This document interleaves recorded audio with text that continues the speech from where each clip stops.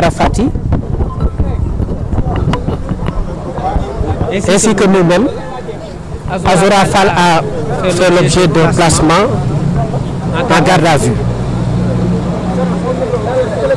pour diffusion de discours contraires aux bonnes mœurs.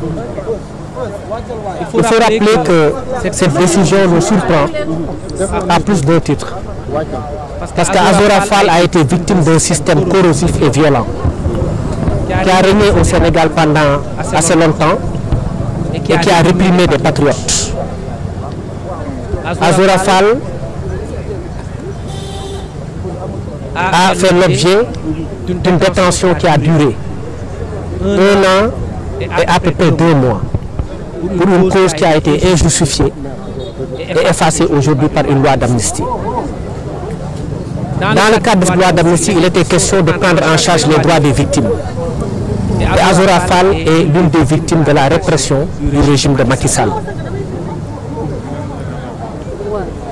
Il nous a conté que dans une chambre qui ne faisait que quelques mètres carrés, il était avec près de 199 détenus. Pendant 6 mois, il ne pouvait pas dormir. Il restait debout. Ce qui lui a causé des problèmes de santé et des problèmes pulmonaires. Il a dit que c'est après qu'il avait été interné à l'infirmerie. Et ce manque de sommeil a causé du point de vue de santé des dégâts irréversibles.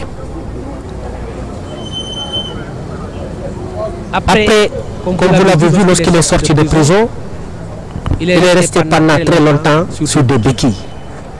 Et c'est ce garçon-là qui aujourd'hui a insulté ses bourreaux, qui a été retenu, simplement parce qu'il avait quelque chose dans le cœur qu'il devait sortir. De plus en plus, on est en train de nous interroger sur des conséquences d'un acte, sans parler des causes. Je le disais tout à l'heure, Azoura Fall a été victime d'un système violent qui a régné au Sénégal. Il a été gardé à vue parce que simplement, il a injurié 2 personnes, que sont l'ancien président Macky Sall et M. Mamba Niang. C'est ce qui nous vaut aujourd'hui une garde à vue. C'est cela que l'on appelle une certaine ironie du sort, c'est vrai. Parce qu'un révolutionnaire qui s'est battu pour faire échec à la tyrannie et qui aujourd'hui se retourne contre ces tyrans, s'est retrouvé quasiment en prison. C'est ce qui est arrivé à Azoura Fall. On n'a pas épilogué sur son état de santé parce que pour nous ce n'est pas utile. Mais quelqu'un qui a perduré en prison, qui a souffert dans l'âme, qui a résisté au point d'en être atteint psychologiquement et psychiatriquement, est aujourd'hui retenu en prison, presque par ses bourreaux. Parce que c'est sur la base des déclarations qu'il a eu à faire contre Macky Sall et contre Mamba Niang qu'il a été retenu en détention. Il y a eu un seul chef d'inculpation qui est lié à des discours contraires aux bonnes mœurs.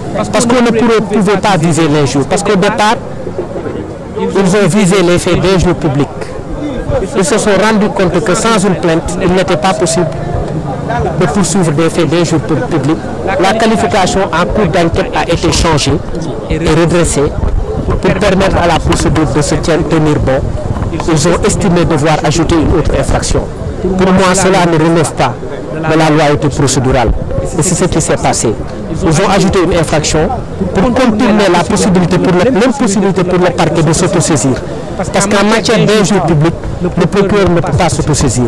Quand on insulte quelqu'un de maire, même si je le rappelle, on ne cautionne pas ses actes, quand on insulte quelqu'un de maire, on n'est pas dans les mœurs, mais on est dans les jours contre les particuliers. Et ces faits d'injure datent de très longtemps.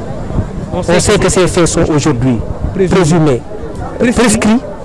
Il n'y a pas eu de plainte de la victime. Donc l'infraction pour laquelle il a été poursuivi aujourd'hui est une simple infraction de substitution. Ce qui accroît davantage l'injustice que vit aujourd'hui Azoura Fall. Il est mis en garde à vue pour avoir lancé des attaques contre ceux-là qui lui ont causé tout le mal qu'il subit ce jour.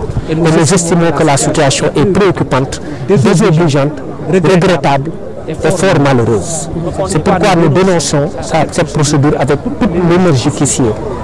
Nous allons suivre l'affaire et demain matin, il sera acheminé devant le procureur de la République pour être interrogé.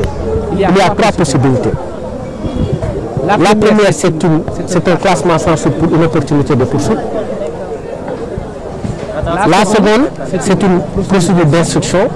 Et l'autre procédure possible, c'est le flagrant délit ou même la citation.